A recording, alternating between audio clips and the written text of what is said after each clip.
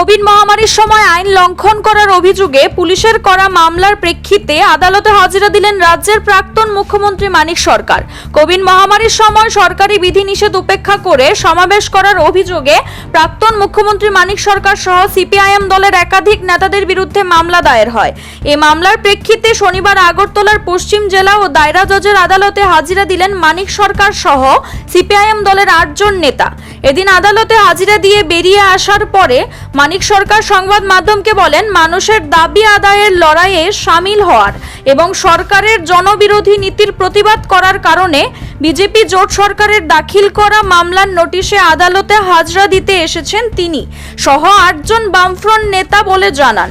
বামফ্রন্টের পক্ষে আইনজীবী হরিবল দেবনাথ সংবাদ মাধ্যমকে বলেন, 20 আগস্ট 2020 ইংরেজি সালে রাজধানী আগরতলার প্যারাডাইস চৌমুহনী এলাকায় একটি আন্দোলনে সামিল হয়েছিলেন।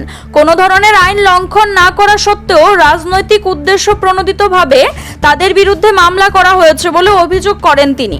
এদিন শুনানি হয়েছে, পরবর্তী শুনানি আগামী নভেম্বর মাসে হবে বলে জানিয়েছেন হরিবল দেবনাথ। কেন আসতে হলো? আপনারা কি করবেন? সরকারের জনবিরোধী ভূমিকার বিরুদ্ধে কোভিড পরিস্থিতিতে এবং অর্থনৈতিক অবস্থার যে সংকটজনক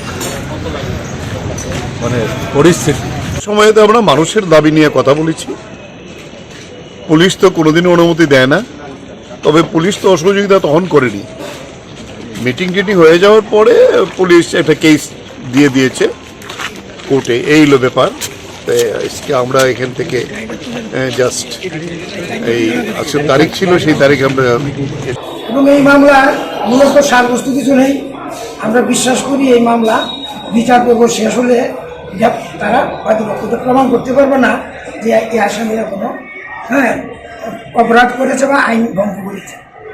আজকে যেটা ছিল, এই আজকের ধরা ছিল 4 জন। আমাদের আইনের ভাষায় এটা 4 জন, এটা 251। Siri TV, channel for news and entertainment.